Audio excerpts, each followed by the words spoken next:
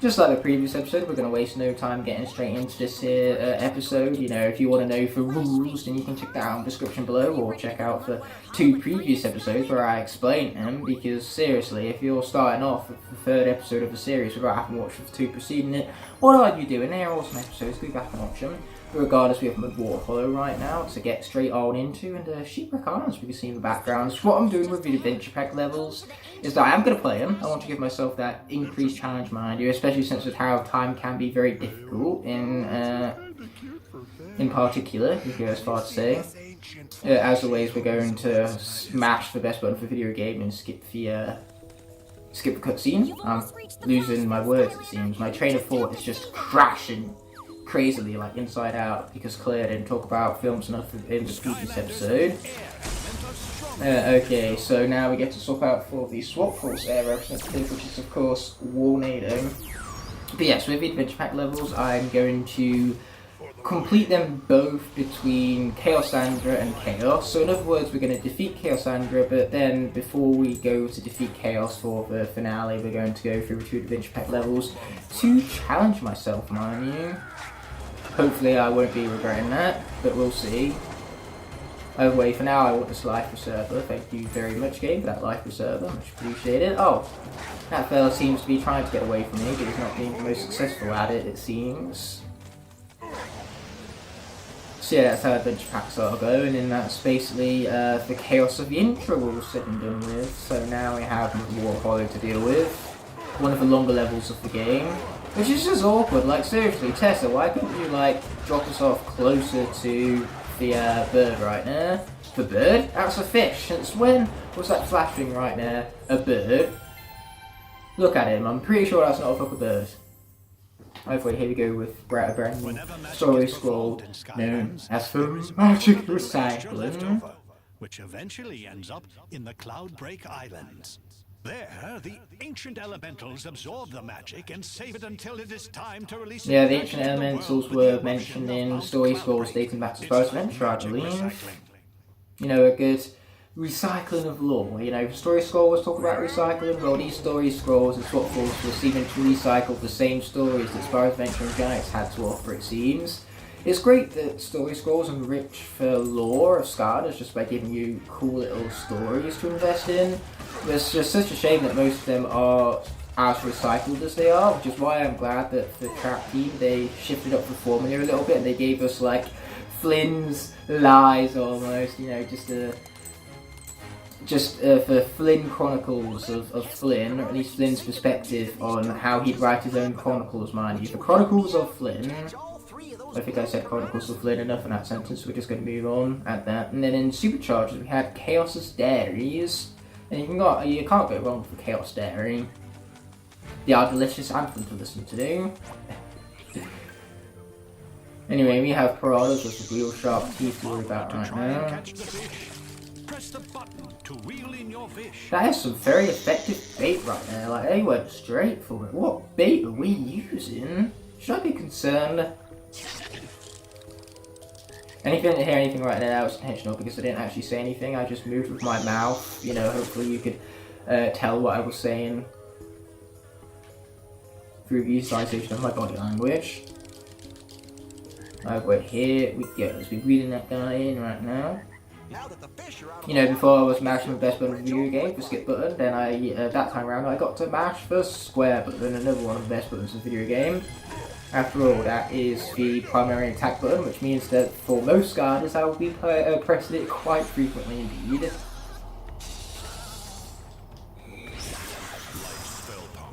Yep, we definitely want to take down that bastard first. Nobody likes a life spell pump, and I am included within nobody.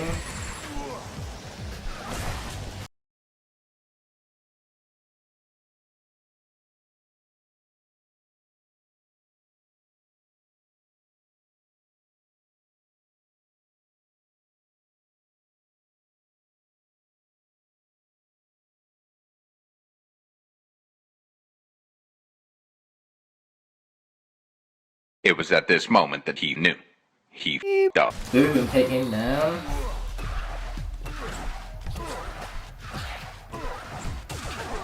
Or I'm not as included as nobody, even I am somebody, and therefore because I am somebody, that means I do not like the life spellpunks. Only nobody likes the spellpunks, and I am not nobody. So therefore I dislike spellpunks as much as everybody. Yeah, there you go, that made more sense. Second time was the charm, in terms of the joke, that I failed miserably. I had one job and I failed it miserably, which is a joke I've made. Or at least a visual gag I made already in the previous episode, but we're going to do it again just for the sake of recycling, because that seems to be the brand new theme of the episode, I suppose. I mean, if the story squad can do it, I can do it. All this recycling of jokes, man. Love it. Not only jokes, but memes as well. You know, we've got the deep stew over here. We haven't got any rocks, unfortunately, and that's a shame, because if we did, we'd just be blitzing through this Locke right here. You know, the enemies, they wouldn't stand a chance. I suppose that's why we don't have any rocks. You know, the game just doesn't want to make it too easy on me. Boom! Smash it right all down right there. Oh, we spin right past that blast right there. Boom, maybe. Okay. This guy can be good when you're good with him. But that's all I have to say about Warnator. Everything else I still don't like about him. Yeah, not amongst my favourite Lightcore as character, you could go as far to say. And by you, I mean me, because my mouth is open and the words are coming out. And the same thing is happening with Snagglescale right here. Like, seriously, if he can be an absolute chatbox, then so can I. What goes around, it comes around. I mean, seriously, look at Snagglescale go. You can no longer moan about how much I talk when you have Snagglescale, and here is a direct comparison to me with how much he talks as well. You know, how much he jibber-jabbers, because he is talking about absolutely nothing whatsoever. And look at that giant fish by the tire right there. Man, that was a big boy. But I don't know, he was the sort of fella who never knew when to keep quiet. That's one problem I never had, no sir. Yep, no problem Snagglescale had. He has never had the problem of not knowing when to shut up. In fact, he's even going on an entire tangent, an entire conversation talking about how, you know, when he knows, if he knows when to shut up, then he shuts up. Because that's 100% exactly what's happening right now. Yeah, Snagglescale basically put it perfectly right there. You know, he was finished speaking, so he was speaking about him having finished speaking. When you're done, I'll meet you back at the boat. My lip keeps being itchy. It's like an infinite cycle. There's never a time where it is ever not itchy. It's just infinitely itchy. Oh wait, speaking of itchy, actually this guy has nothing to do with itchy, I just wanted a smooth transition because we are going with Lightcore Raptor, the Giants Fire representative of the look, as my lip remains freaking itchy. Oh wait, it seems as though we have a nice little roast turkey going on right here. You know, that's Raptor's hat and everything. And this roast turkey can be used to give him increased maximum health. Easily the most useful buff in the entirety of this game because, you know, health is kind of important in logs. After all, if it's reduced to 0, a Skylander is dead. And we don't want Skylanders to die. Not only because we don't want to lose a Skylander throughout the log, but also because we don't want the layout to become darkened now, do we? Even if it is ever so slightly, I mean it is only just negative 10%, which is very minimal, you barely even notice, but over time, as the layout becomes brighter and brighter and brighter, you're especially going to see it in the thumbnails, so you just go from like the very first episode to the finale, and you will see a sharp contrast in how bright it is. So yes, it's gradual, but it's definitely effective after a while. That's the beauty of it, really. That is what we call in cold convenience at its very finest.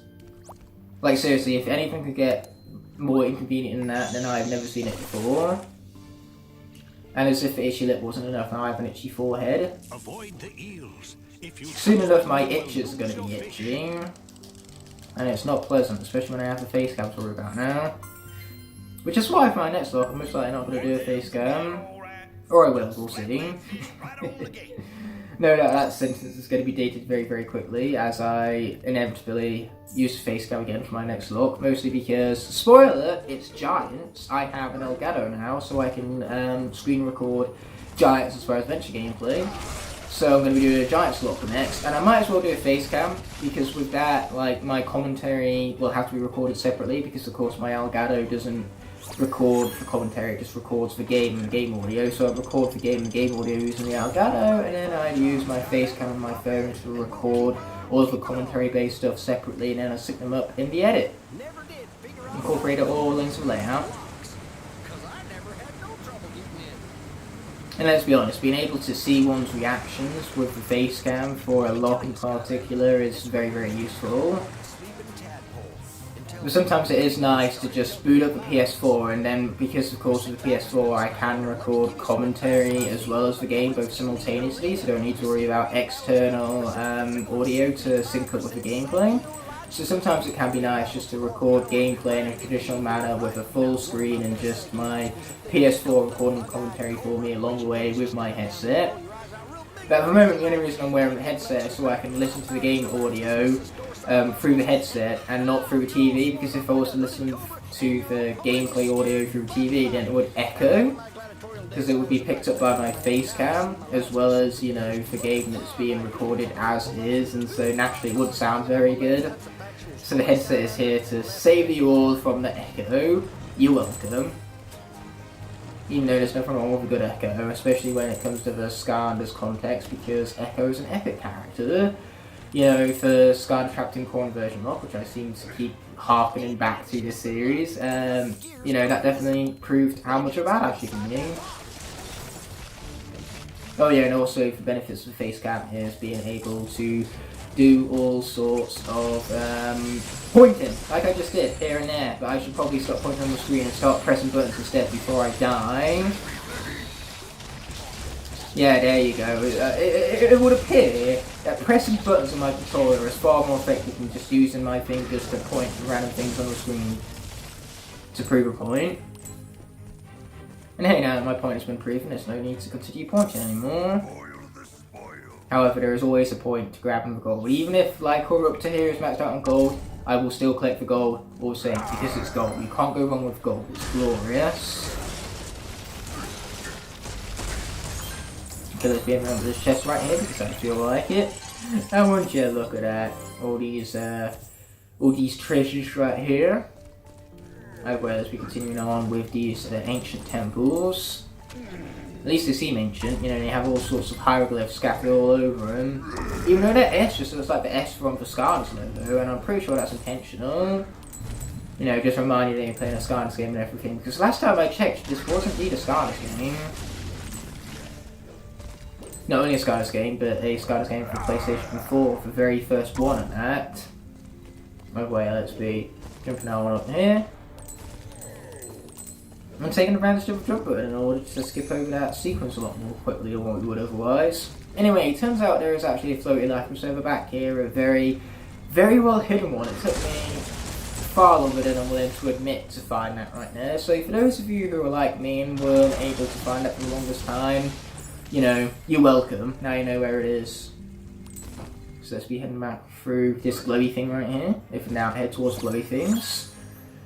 They have an act of guiding you. It's quite glorious, actually. The psychology behind it all. Because one of the easiest ways to guide players is through light, because players are naturally guided to light. So that's one of the hardest things as a developer.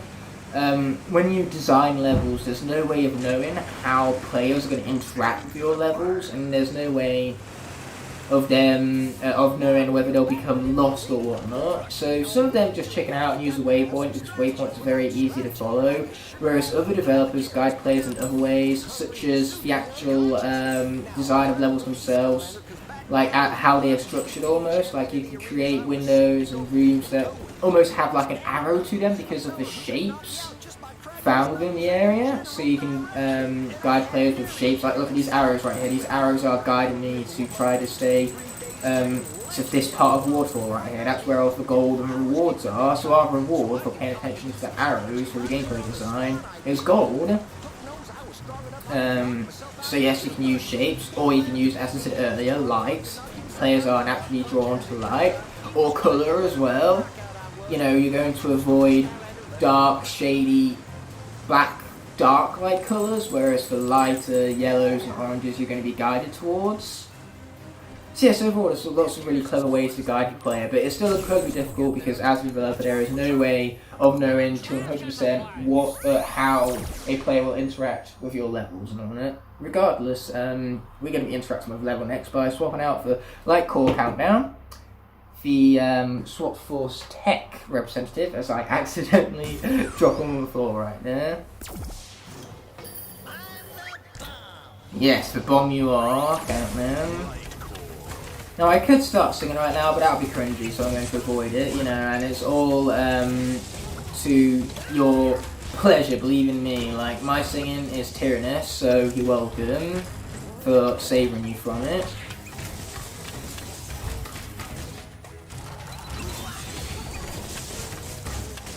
Okay, here you go, let's bring in this guy's head. It's like the scene from Toy Story 2, where we've got to literally use this guy's head right now. In Toy Story 2, it was Rex's head that they had to use, not Buzz's, but still, this time around, we're literally using Countdown's head. What's the plan? Use your head. What are we gonna do, Buzz? Use your head. But I don't want to use my head! And I don't care if Countdown don't want to use his head, we're going to use it all the same. I'm just creating more and more parallels between this and Toy Story 2 right now, and to be frank, clearly that's not a problem because Toy Story 2 is an awesome movie.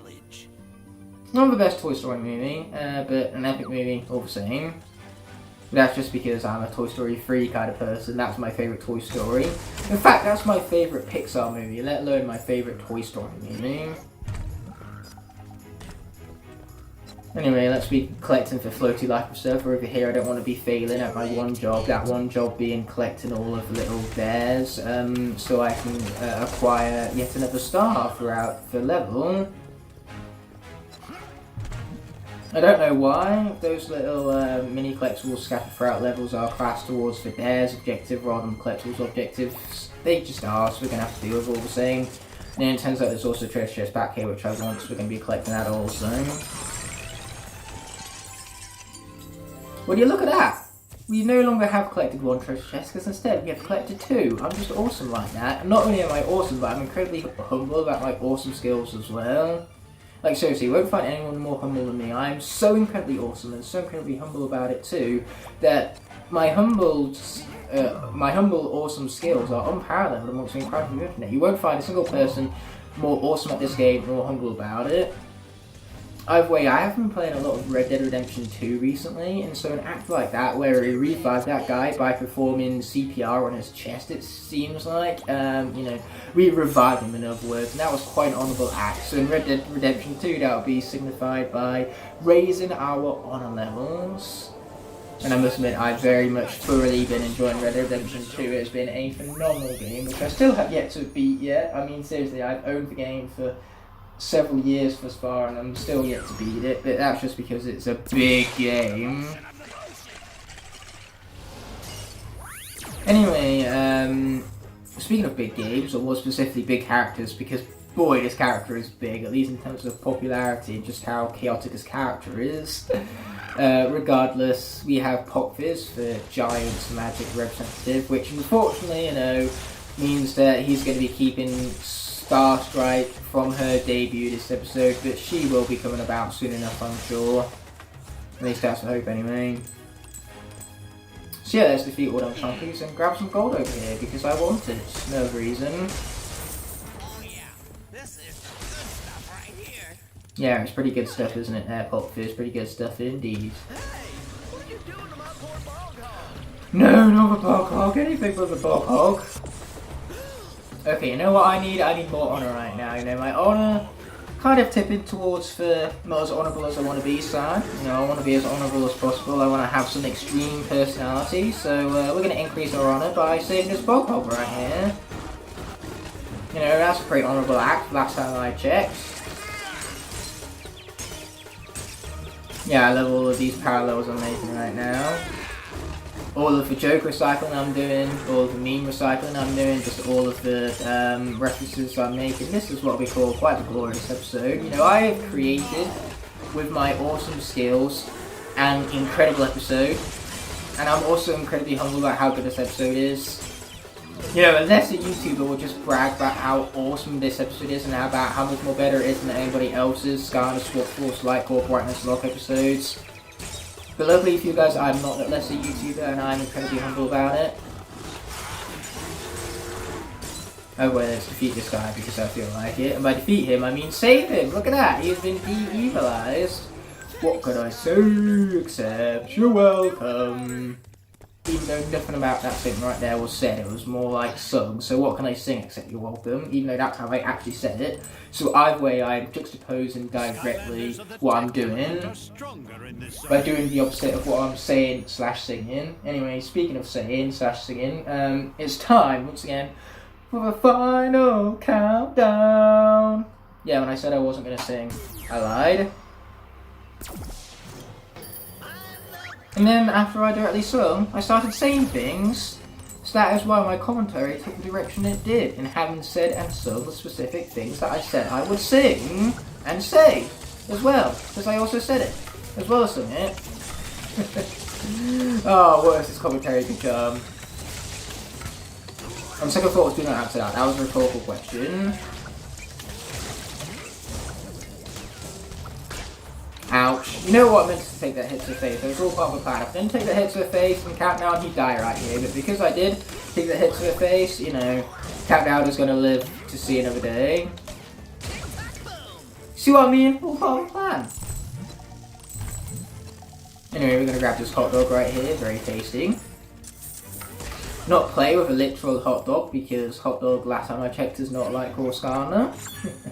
Anyway, let's be jumping out over here. As I itch my shoulder, because everything's itchy this episode, and by everything, I mean everywhere, everything. It's like Super Smash Bros. Ultimate, everyone is here, but in this case, rather than everyone being here, instead everything is itching. Anyway, we have the Giant's water representative who's swapping out for, which means it's time for everybody's favorite Skylander, Chill. And I mean that, literally everybody loves his character. I've not came across a single person who doesn't like his character, and to be frank, I couldn't blame anyone who doesn't love his character, because his character is really, really good and very effective in combat. Like, seriously, look at this, her projectiles are really powerful, enemies don't even get a chance to get close to her because she's too speedy in taking them out from a distance. I almost feel sorry for him, as per the normal almost encounter, but still. Boom, baby!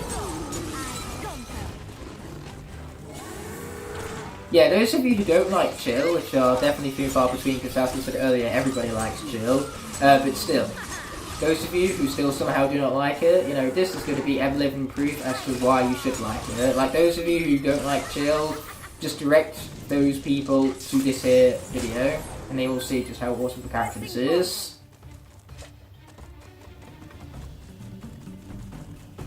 I mean, this Locke has frickin' Bumblegrass, Smolder Ash, Flashwing, and Drobot in it.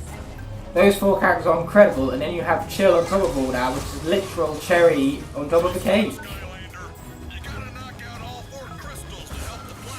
Oh, thanks for your advice there, friend. Not that I needed it, but still, thanks for it all the same. Boom, there goes that crystal-y thingy, Bob.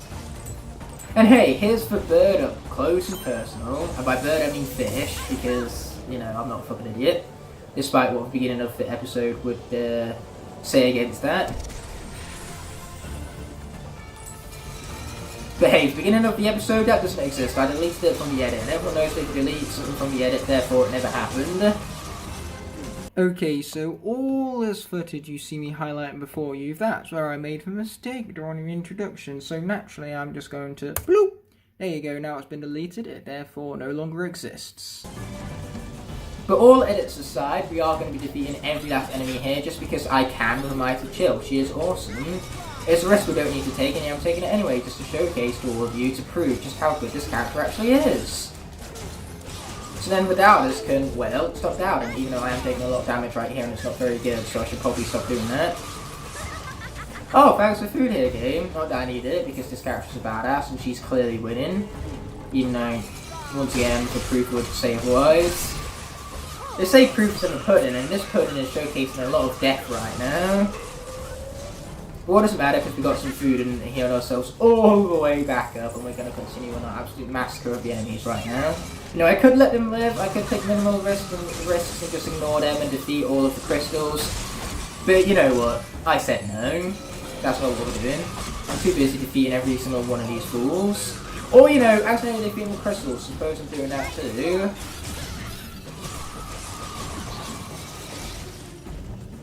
Yeah, now try enemy, but I have the jump button.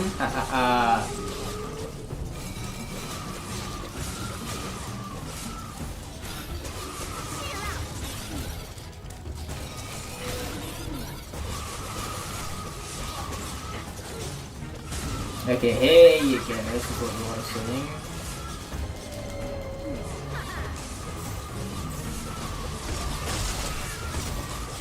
Yeah, it would appear that I can't seem to help myself but hit crystal. I don't know, maybe it has something to do with the fact that this character can spam like 5 projectiles at once. And that just so happens to mean that you accidentally line up hitting stuff that you never meant to hit, just because she's incredibly awesome like that. Okay, here we go, time to finish off all of these fools. You know, any lesser Skylander, they would have died there. But Chilla's no lesser Skylander. As I accidentally defeated the crystals because I'm just too awesome to have avoided them for too long. Like seriously, it was harder to avoid defeating crystals than it was to defeat them with this character and the awesomeness that she possesses. Anyway, as we continue on and concluding the episode once we have you know, the next level all set up for. The next level being Rampart Ruins, which is really creative, and that's quite a odd thing to be saying about this game in particular, which out of all the Skylanders games probably lacks the most in creativity, I must be honest. Not with the cast, like the Skylanders themselves are all really, really creative, but the levels on the other hand, not so much. So yeah, when I said I have activities to partake within Woodrow, then this right here, this is what I meant. First of all, listening to Doofus Rufus, refusing to shut up. But second of all, we're going to have the Chiefess to be interacting with in a second, and, you know, have the summoning of an old friend. An old dear friend of ours. Which I'm going to stop speaking in this voice right now. The one thing I must be clear about with Rampart Ruins is that after we've recorded that, as well as the Gumshank's boss fight directly after it, that will all be included as part of the same episode. After I've done all of that, I am going to be concluding this here session.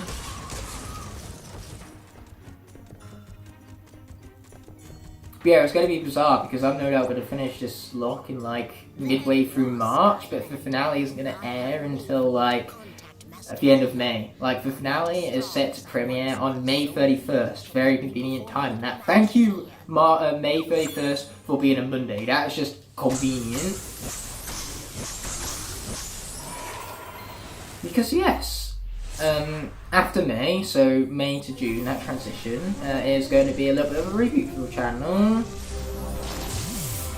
So yes, it's only appropriate that I finish off all of my pre-existing projects on that date so I can set up for the soft reboot of the channel. Although I say it's a soft reboot, things are still going to be ran practically the same as they always are, you know, it's just kind of going to be a bit of a refresher almost for me. You and your Skylanders have done very well so far. You know, revamping my content, you can even go as far as saying. The next step in your journey as a portal master. Oh, is that what time is it? As your Whatever you say, Skylanders can level up, you too can become more powerful. More powerful? Yeah. Stars. Just pretend it was massive biceps right there. I would edit it in, but my editing isn't that good, so that's why we just use the power of imagination. Thus far. Imagination. Yes, I just made the SpongeBob joke because, you know, who would rather see this or a SpongeBob joke? I think everyone would rather see this SpongeBob joke over this as we rank up several times. You know, this is the moment in the game where we just rank up infinitely, it almost seems like. Boom, baby, there goes the 5th one in a row. I almost said 4 right there, but last time I checked, this is not 5, and we got to 5. I believe I was that already. I mean, we've already said how awesome my skills are and how humble I am about my awesome skills, so Truly, you don't get any more greater as a portal master than that. And when did Chiefess get here? Did she just teleport? When did she walk across that bridge? Gee, she literally popped out of nowhere. Kind of terrified me half to death, I must admit. I'm this close to having a heart attack right now. And it's all Chiefess's fault. No, we can't, you're right. Let's stop it, or put a stop to it more specifically, because that's how gravel works. So yeah, let's be walking over there and concluding the video without further ado. So I want to thank all of you for watching. As always, your support is much appreciated. And until the next episode arises, peace!